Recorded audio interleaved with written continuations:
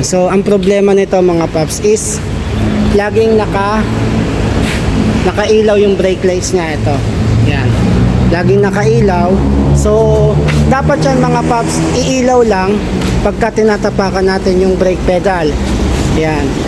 So anong nangyari, kahit hindi nakatapak sa brake pedal, so tignan nyo, di ba? Walang nakatapak sa brake pedal, pero nakailaw yung brake lights niya. Dapat yan mga paps, iilaw lang yan pagka nakatapak ka sa brake pedal.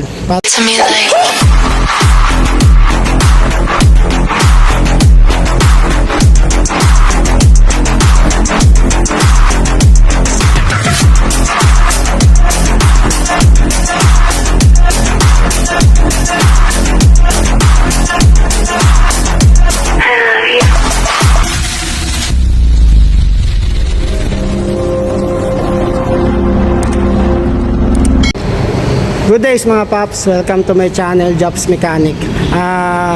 Ngayon mga paps, dito tayo nag-work. Update ko lang kayo na dito pala yung work natin ngayon sa Taal, Batangas. So dito kinuha yung serbisyo natin. Simula ngayon dito muna tayo mag-work. Kung meron kayong mga gustong ipagawa, message lang kayo doon sa sa YouTube channel ko, Jobs Mechanic nga. Tapos yung number ko 0977-724-9711. Yan. Dito tayo sa Taal, Batangas. So meron tayo ngayong gagawin. May pumasok sa atin actually kagabi pa to. Medyo late na siyang pumasok. Sarado na yung shop. Kaya ngayon gagawin natin. So ang problema nito mga paps is laging nakailaw yung brake lights niya. Ito, yan, laging nakailaw. So dapat yan mga paps, iilaw lang pagka tinatapakan natin yung brake pedal. Yan. So anong nangyari, kahit hindi nakatapak sa brake pedal, so tignan nyo, di ba? Walang nakatapak sa brake pedal, pero nakailaw yung brake lights niya.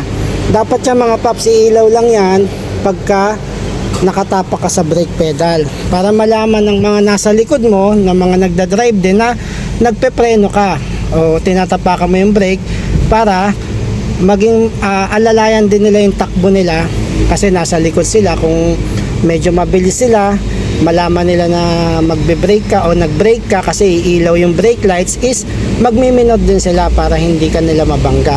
So anong nangyari dito, kahit hindi mo naman tinatapakan yung brake pedal, yan, dapat pag tinapakan mo yan, tsaka lang siya iilaw. So kahit hindi ka nakatapak, tignan nyo, walang nakatapak, is nakailaw pa rin siya mga paps.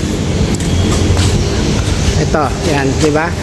Dapat yan, iilaw lang yan pag nakatapak. So ano bang naging problema nito?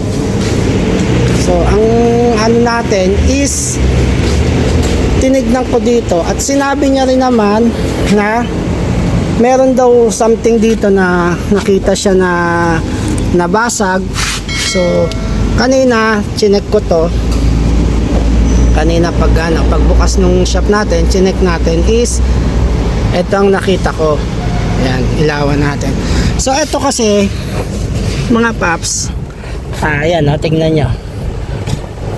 Yan, dapat yan pag tinapakan mo tsaka iilaw. So meron siyang dito sensor. So ito, yan ang sensor niya.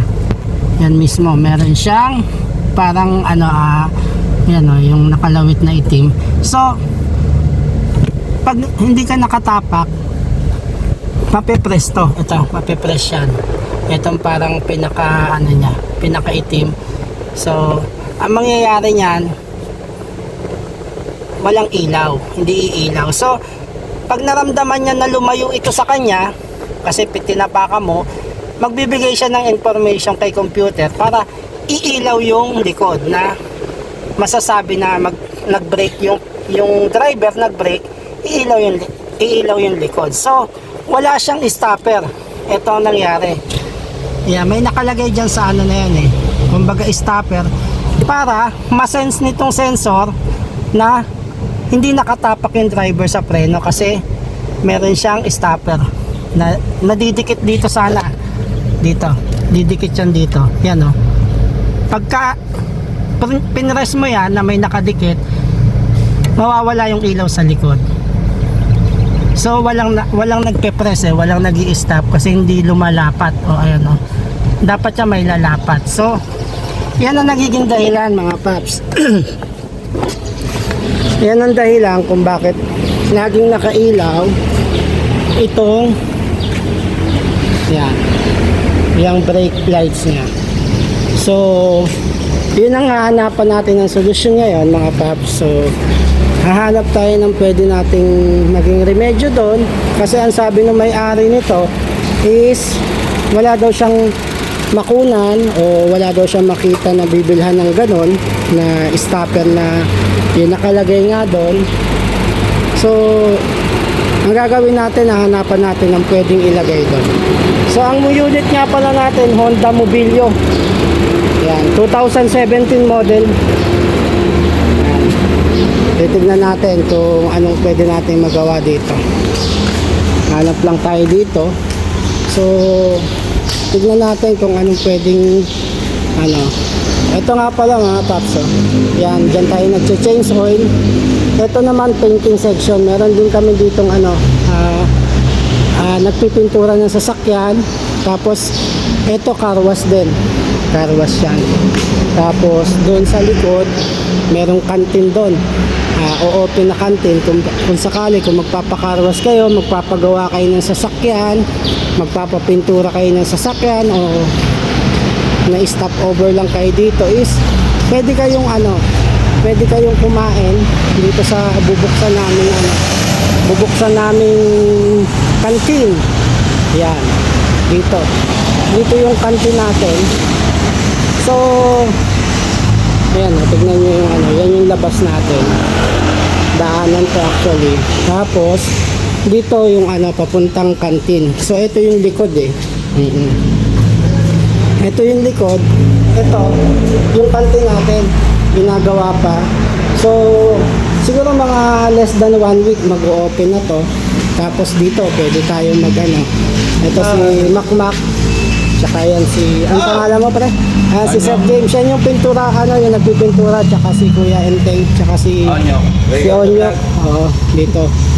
Andyan ba si boss? Wala si boss Ito yung kumbaga yan, siguro less than 1 week mag-o-open na tayo dito. Kaya dito to sa Taal, Batangas mga paps. Kung mapapadaan kayo dito, is dito lang to sa pag magpapagawa kayo ng sasakyan. Ayun pala si boss. Dito tayo. Ito yung labas mga paps. So yan. Ayan, yung mga service natin dito. DMS, scanning, AGR cleaning, mechanical works, under chassis, brake, aircon cleaning, pre-on charging. Yan. Kaya may promo din tayo sa car wash. Ayan. Ito yung entrance. So malaki tong pwesto na to mga paps. Kaya magiging komportable kayo pag magpapagawa kayo ng sasakyan o magpapapintura. Yan. Dito nyo matatagpuan yung service ko. Kumbaga dati nasa Maynila ako, ngayon dito muna tayo sa Batangas, Taal, Batangas. So hanap na tayo mga paps ng Ayan, tignan nyo, nakailaw pa rin yung brake lights niya. So hanapan lang natin ng pwedeng mailagay doon. So yun mga paps, medyo medyo matagalan, pero nakahanap ako ng pwedeng maging solusyon muna pansamantala dito sa problema niya, habang wala pa siyang nahanap na yung talagang original na nakalagay doon. Pero ito yung 12mm na tornilyo. So kahit pansamantagal na to mga paps, okay lang naman to. Kaso syempre yung may-ari siguro maghahanap din siya nung talagang nakalagay doon kung gusto niyang maibalik yung dati na original. Pero sa ngayon susubukan natin to ilagay. Kasi alam niyo naman yung mga ibang vlog ko, siguro may na-vlog na rin ako na ganito, alam ko, natatandaan ko. Pag ganitong ganito lang din ang ginagawa namin. So ikabit muna natin to mga paps. So ayan mga paps, na ikabit na natin. Tingnan nyo, ayan o, tornilyo lang ang ginawa kong pansamantala. Yan, pag nakaganyan yan, dapat yan, pag pinres mo to, so lalayo siya. Yan, tsaka lang iilaw yan pag lumayo, kasi yung nakikita nyo parang nakalawit na itim sa sensor, pag na-sense niya o naramdaman niya na lumayo na sa kanya yan, yung stopper na nilagay natin, is tsaka pa lang iilaw yung brake lights. Ibig sabihin nakatapak ka sa preno. So pag hindi ka nakatapak sa preno, yan, didikit siya, mawawala yung ilaw. Ibig sabihin masesense niya na hindi ka na nakatapak sa preno, hindi na kailangan yung ilaw sa likod. Kasi yung ilaw sa likod, yun yung magiging reminder o hudyat na nagpepreno ka. Kaya yung mga nasa likod mo nga is magmiminaw sila, or either hihinto sila pag naramdaman nila o nakita nila na nakailaw yung brake lights, ibig sabihin nagpreno ka. So ngayon walang ilaw, ayan, kasi hindi tayo nakatapak sa preno. So ngayon pag tinapakan natin yung preno, dun lang siya iilaw. So sino bang pwede nating Kuya Enteng, ayan yung pintor na pwedeng lang pakitapakan yung preno. Yan, para makita nila na pag nakatapak sa preno, tsaka lang siya iilaw. Ayan. Ayan. Ayan, nakatapak ka na kuya? Ayan, pag nakatapak siya, umiilaw yung brake lights natin. So bitaw. Ayan, wala na siyang tapak sa preno, hindi na nakatapak, wala na yung ilaw niya. Tapak. Ayan. So sa ganung paraan mga paps, na solusyonan natin yung problema nito na Honda Mobilio. So pansamantala lang naman yun. Ngayon kung gusto ng customer na palitan ng original, nasa kanya na yon. Pero para sa akin, yan, okay na yung ganyan. Pero depende pa rin sa customer natin kung talaga ngayon pagbalik niya, ayun, makikita niya okay na yung sasakyan. So yun lang mga paps. Sige, thank you kuya. Ayan, si Kuya Enteng yung natin, kasama natin dito, pintor ng sasakyan. So yun lang mga paps, pag meron kayo naging sana nakatulong tong video natin. Kung meron kayong problema, yung ganung problema na mai-encounter nyo is ganun lang ang gagawin natin. So hanapan nyo lang ng stopper yung pwedeng ilagay. So yun lang mga paps, kung napadaan ka ngayon sa channel ko, please subscribe, Jobs Mechanic. So pwede ka rin mag-comment kung may mga tanong ka, tsaka pindutin mo yung notification bell para lagi kang maging updated sa mga videos natin.